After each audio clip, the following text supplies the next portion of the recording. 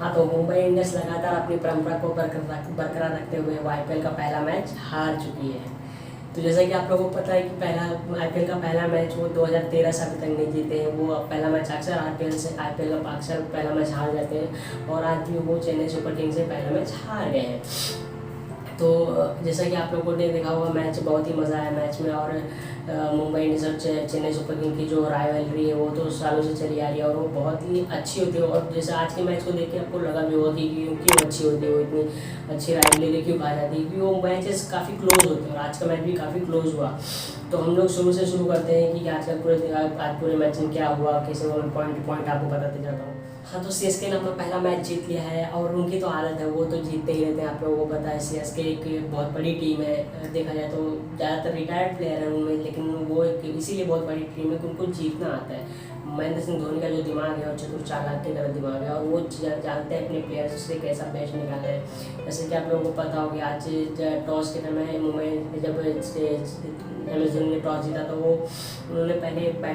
Bowling करने का फैसला किया, क्योंकि उन्हें इस चीज़ का अंदाज़ा था कि बाद में ओस का इफेक्ट आएगा और बॉलिंग और फील्डिंग इतना आसान नहीं रहेगी। और वही हमें देखने भी मिला, कई सारे मिस फील्ड देखने को मिले, एक दो कैचेज ड्रॉप होते हुए दिखे और स्पिनर्स में कंट्रोल नहीं दिखा, क्योंकि वो जब बॉल गीली हो जाती है तो स्पिनर्स का कंट्रोल थोड़ा सा खत्म हो जाता है। इसी वजह से धोनी को पता है कि था कि बाद में उसका इफेक्ट आने वाला है, इसलिए उन्होंने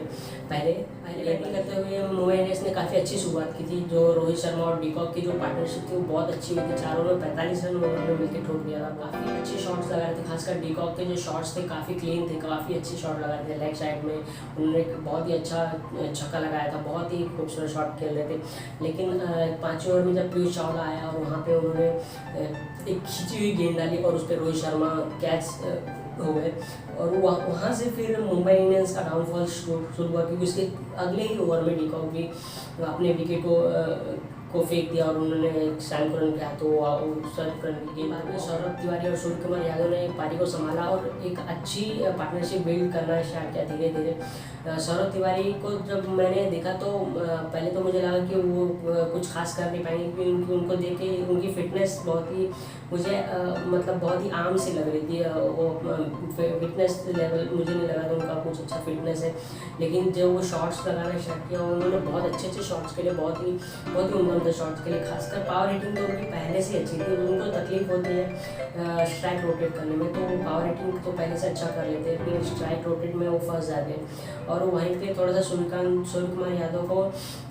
चांसेस लेना पड़ा, क्योंकि वो स्टार्टिंग में स्ट्राइक रोटेट नहीं हो रही थी और उस चक्कर में वो आउट हुए। लेकिन सौरभ तिवारी ने बहुत अच्छी इनिंग खेली और 42 रन 31 गेंदों में बनाए और बहुत अच्छी। और वो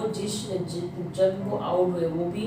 एक्चुअली एक लाजवाब कैच था डुप्लेसी का, क्योंकि वो जडेजा की गेंद पे एक बहुत ही अच्छा हिट मारा था उन्होंने मिड ऑन पे, लेकिन वो कैच होना नहीं चाहिए था। लेकिन फैफ डुप्लेसी जो लॉन्ग ऑन पे हमेशा एक लॉन्ग ऑफ पे हमेशा बहुत अच्छी फील्डिंग करता है उन्होंने। सौरभ तिवारी के अलावा और कोई भी प्लेयर अच्छा नहीं खेल पाया मुंबई इंडियंस में, जिस वजह से मुंबई इंडियंस को जहाँ स्टार्टिंग में 4 ओवर 45 रन बनाने के बाद भी ऐसा लग रहा था कि मुंबई इंडियंस इस मैच में पहली इनिंग में 190 95 200 रन तक लगा पाएगी बोर्ड पे। लेकिन बाद में वो फर्स्ट 10 ओवर्स तो अच्छा खेले उन्होंने, समथिंग 88-87 रन पे तो ही विकेट दिए, लेकिन सेकंड हाफ में सेकंड 10 ओवर्स वो अच्छा नहीं खेल पाया और उनकी लगातार विकेटें गिरती गई, उनकी की प्लेयर्स नहीं चल पाए। और चेन्नई को ये भी मानना पड़ेगा, चेन्नई सुपर किंग ने बहुत अच्छी बाद में बॉलिंग की और उनके जो लुंगिंग बड़ी स्टार्टिंग के 2 ओवर में बहुत ही ज़्यादा रशी दिखे, बहुत ही ज़्यादा उनको मार पड़ी थी, बहुत ज़्यादा रन पड़े थे। ऐसा लग रहा था कि ये इनका दिन खराब जा रहा है, लेकिन वो आखिरी में वही एक की प्लेयर साबित हुए और उन्होंने 3 विकेटें जो ली हैं वो बड़ी विकेटें ली और बहुत ही क्रूशियल मोमेंट पे लिए विकेटें, जिस वजह से चेन्नई सुपर किंग इस मैच में वापस। बात करते हैं चेन्नई सुपर किंग की बैटिंग की, लेकिन उनकी शुरुआत अच्छी नहीं रही, काफ़ी आम शुरुआत रही। और पहले ही ओवर में जब वॉटसन का विकेट बोल्ट ने एलबीडब्ल्यू कराया तो उस बार लग रहा था कि मुंबई इंडियंस वापस से चेन्नई सुपर किंग के ऊपर आ गई है। लेकिन और ऐसा हुआ भी, क्योंकि पहले ओवर में वॉटसन आउट हो गया और दूसरे ही ओवर में मुरली विजय आउट हो गया। मुरली विजय को तो मेरे को ऐसा लग रहा था उनको बैट लेके आना ही नहीं चाहिए था, क्योंकि उनके बैट पे कम बॉल है और उनके बैट पे ज़्यादा बॉलें लग रही थी। एक ओवर में 3 बॉल उनके पैड पे सिर्फ लग रही थी, बैट पे तो एक बॉल उनका कनेक्ट नहीं हो रहा था। और चौथी बॉल जब वो पैड पे लगी तो एलबीडब्ल्यू करार दिया गया और अंपायर ने आउट दिया उन्हें, लेकिन वो आउट नहीं थे। अब हम लोग टीवी पे बैठ के देख रहे हैं, हमको साफ लग रहा है कि ये स्टंप को हिट नहीं करेगी बॉल, लेकिन वो बैट्समैन वहाँ पे बैटिंग कर रहा है और उनको ये समझ में नहीं आ रहा कि मैं रिव्यू ले लूँ, और वो अंपायर के आउट देते हैं और सीधा अपना विकेट छोड़ देते हैं और पवेलियन में चले जाते हैं, और बाद में ये पता चलता है कि नहीं वो तो नॉट आउट थे। तो ऐसे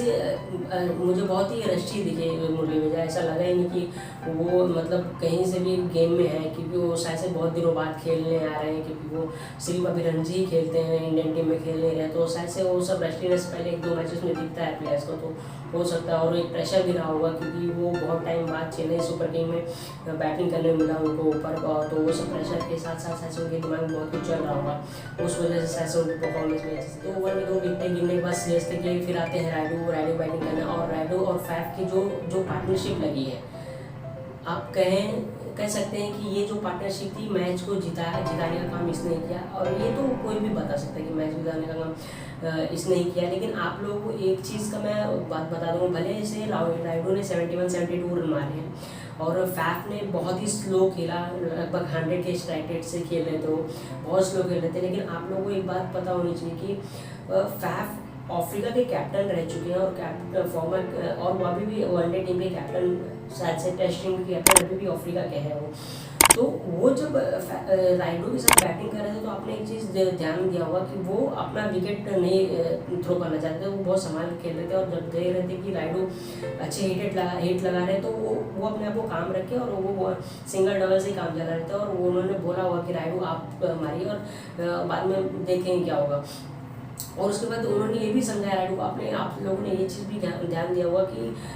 एक ओवर में सिर्फ एक ही बड़ा हिट रायडू मार रहे थे, एक बार अगर 6 लग गया या 4 लग गया एक बॉल पे तो उसके बाद से वो रुक जा रहे थे, वो सिंगल डबल खेल रहे थे, क्योंकि वहाँ पे एक बड़ा एक्सपीरियंस प्लेयर उनके साथ खेल रहा था, और उन्होंने जरूर ये एडवाइस दिया होगा कि हमें पर ओवर 9-10 रन चाहिए, और एक बड़ा हिट लगने के बाद हमें सिर्फ सिंगल डबल से ही काम करना है, हमें विकेट थ्रो नहीं करना, और ये बहुत बड़ा रीज़न था उनकी पार्टनरशिप। और हम सब धोनी का इंतजार करते ही रह गए, धोनी बैटिंग करने आएंगे, धोनी बैटिंग करने आएंगे, धोनी बैटिंग करने आएंगे, लेकिन धोनी के दिमाग को कोई नहीं पढ़ सकता। जैसे कि कहा जाता है धोनी को कोई प्रेडिक्ट नहीं कर सकता, वो अनप्रडिक्टेबल आदमी है। तो हमको लग रहा था कि अब विकेट गिरी, अब धोनी आएंगे, अब विकेट गिरी, अब धोनी आएंगे, लेकिन धोनी ने पहले जडेजा को भेजा, फिर सैम करन को भेजा, लेकिन आप लोगों को पता भी होगा कि ये भेजा उन्होंने कि ये ही वो सबसे बड़ा उनको प्लस पॉइंट रहा, क्योंकि उनको पता था कि कुणाल पंड्या का ओवर जरूर से रोहित शर्मा कराएंगे, और वो लेफ्ट आर्म स्पिनर है, तो उसके सामने एक लेफ्ट आर्म बैट्समैन जब जाएगा तो उसको खेलने में बहुत आसानी होगी। जिस तरह से वो सैम करन ने वो कैमियो खेला, वो छक्का मारा और वो चौका मारा है, उस ओवर में उन्होंने काफ़ी हद तक गेम को अपने अंडर कर लिया था, क्योंकि वो एक बहुत ही क्रूशल छक्का चौका देखने को जाए तो सिर्फ वो एक 6 रन चौका 10 रन है, लेकिन वो जो 10 रन था 18 बॉलों में 29 रन चाहिए था, वो 10 रन उन्होंने 2 बॉलों में निकाल दिया, तो वहाँ पे मैच सीएसके ने अपने अंडर कर लिया था। और वो बहुत ही प्यारी कैमियो थी, आप लोगों को नहीं पता चला, उनको अगर उनके स्टैट्स देखे जाएंगे तो 10, 12 रन, 18 रन नहीं देख रहे होंगे, लेकिन वो 18 रन बहुत ही क्रूशल रन थे। उन्होंने जो अगले ओवर में भी जो छक्का मारा था, शायद से उन्होंने ट्रेंट बोल्ट को ने जेम्स पैटिंसन को मारा था, और वो छक्का भी वो बहुत ही क्रूशल टाइम पे आया था। वो छक्का आने के बाद तो 10 रन रह गए थे 11 गेंदों में, तो उसके बाद से उन्होंने एक अनऑर्थोडॉक्स शॉट्स खेल के आउट हो गए, लेकिन वहाँ तक उन्होंने अपना काम कर दिए थे, जिसलिए धोनी ने उन्हें भेजा था वो अपना काम कर चुके थे। और उसके बाद धोनी को कुछ करना ही था, वो आए आराम से, और शायद से उन्होंने एक रन भी नहीं बनाया होगा, लेकिन फैफ अगले ही ओवर में उन्होंने 2 बाउंड्रीज लगा के मैच को। मुंबई इंडियंस आखिर इस मैच को हारी क्यों? बात इन द सेंस मुझे लगता है कि उनके जो की प्लेयर्स थे वो परफॉर्म नहीं कर पाए। उनके की प्लेयर्स कौन है? मुंबई इंडियंस की प्लेयर्स सबसे पहले रोहित शर्मा, हार्दिक पांड्या, पोलार्ड, ये उनके बहुत ही की प्लेयर हैं, इन पे वो बहुत ज़्यादा डिपेंड करते हैं, और ये तीनों ही प्लेयर परफॉर्म नहीं कर पाए। रोहित शर्मा भी कुछ खास बैटिंग नहीं कर पाए, पोलार्ड भी नहीं कर पाए, और हार्दिक पांड्या भी नहीं कर पाए। हार्दिक पांड्या का जो कैच लिया था फैफ डुप्लेसिस ने, वो तो सुपर लाजवाब कैच था। इसीलिए आज फैफ को मैं बोलूँगा कि फैफ के लोग उतनी बातें नहीं करेंगे जितनी कि रायडू करेंगे, लेकिन मुझे लगता है फैफ का बहुत बड़ा रोल था इस मैच को जीतने में। वो जो हार्दिक पांड्या का कैच था वो बहुत ही सुपर कैच लिया था उन्होंने, जडेजा की एक ही ओवर में 2 विकेटें गिरी थी, और वहाँ पे मुंबई इंडियंस बहुत ही ज़्यादा बैकफुट पे आ गई थी। तो ये जो 3 की प्लेयर है ये नहीं चले, और चौथा उनका जो ट्रम्प कार्ड बुमराह, वो उनकी गेंदबाजी में वो लय नहीं दिखी, वो उस तरह से नहीं कर पाए। उन्हें हो सकता है 1-2 मैच लगेंगे उनको रिदम में आने के लिए, लेकिन आज वो भी उनके एक बड़े प्लेयर है और वो भी नहीं चले। और ये 4-5 वजह हैं जिस वजह से मुंबई इंडियंस। हम बात करते हैं सीएसके इस मैच को जीता क्यों, कि उन्होंने क्या ऐसी अच्छी चीज़ें की हैं जिसकी वजह से सीएसके जीता। आप देखे रहेंगे तो स्टार्टिंग में 3-4 ओवर तो मुंबई इंडियंस बहुत आगे थी, लेकिन बाद में धोनी को ये रियलाइज़ हुआ कि इस पिच पे जब बॉलर अपनी उंगलियों को बॉल पे घुमाएगा, स्लोअर फेंकेगा, कटर फेंकेगा, तो वहाँ पे और लेंथ को थोड़ी सी पीछे रखेगा, बैक ऑफ लेंथ रखेगा, तो वहाँ पे बॉलर को सक्सेस मिलेगी। और उसके बाद से उन्होंने बॉलर्स को ये चीज़ समझाना शुरू किया शायद से, क्योंकि हम फील्ड में मैच में देख रहे थे, वो हमेशा बॉलर्स के डिस्कस कर रहे थे और उन्हें सफलता भी मिलती है। ये तो सबसे बड़ा रीज़न था, क्योंकि धोनी का जो दिमाग है वो तो आप लोग को ही पता होगा, और ये सबसे बड़ा रीज़न था चेन्नई के जीतने का। और उनके जो बॉलर्स ने जो परफॉर्म किया, देखा जाए तो उनमें कोई बहुत बड़े बड़े नाम नहीं है, लेकिन उन लोगों ने जो परफॉर्मेंस की है ना, वो बहुत ही बेहतरीन। लुंगी का लास्ट के 2 ओवर वो स्टार्टिंग में लग रहा था कि वो बहुत ही ज़्यादा रन दे दिए, लेकिन बाद में उन्होंने 3 विकेटें निकाले। बहुत ही हर ओवर में 2 रन 4 रन ऐसे रन दे रहे थे। तो जो डेथ ओवर में होता है, डेथ ओवर में मुंबई इंडियंस कुछ खास रन बना नहीं पाई और पूरी तरह से चेन्नई सुपर किंग के बॉलर्स हावी रहे। ये एक रीज़न है जिस वजह से चेन्नई सुपर किंग जीता। और दूसरा रीज़न तो आप लोगों को पता ही होगा, जैसे कि राइडू और डुप्लेसी की जो बैटिंग की, जो पार्टनरशिप, क्योंकि वो पार्टनरशिप बहुत लंबी हो गई। 100 रन की, अगर आप T20 में 100 रन की पार्टनरशिप कर देते हो, तो आप ये समझिए कि वनडे में आप 200-250 रन की पार्टनरशिप कर रहे हो, क्योंकि वो T20 का पार्टनरशिप जो होता, आप 20 ओवर में आपके पास टारगेट है 160 का, जिसमें से 110-112 रन आपके सिर्फ 2 बैट्समैन मिलकर बना दिए, तो मैच को आप वहीं जीत जाते हो। तो राइडू के जो शॉट्स, और राइडू को एक चीज़ मुझे बहुत ही पसंद है, जब वो आगे बढ़ के, और आप देखोगे जो बहुत सारे बैट्समैन हैं जो आगे बढ़ के सिर्फ स्पिनर को छक्के मारते हैं, चौके मारते हैं, लेकिन राइडू एक ऐसे प्लेयर मुझे लगते हैं, और आपने कभी हमेशा गौर भी किया होगा कि वो फास्ट बॉलर को भी बहुत ही तेज़ी से आगे बढ़ के शॉट खेल देते हैं और उनका शॉट कनेक्ट भी होता है। तो वो शॉट मुझे उनका बहुत पसंद है। तो ये कुछ चीज़ें थी जिसकी वजह से चेन्नई सुपर किंग जीत पाई। ये वीडियो यहीं तक था। हम लोग अगले वीडियो में मिलेंगे, जैसे कि कल भी मैच है दिल्ली और पंजाब का, वो इस मैच में भी बहुत मज़ा आने वाला है, और मैं फिर वापस से कल रात को भी उनके बारे में रिव्यू करने वाला हूँ। तो जुड़े ही रहिए। टाटा।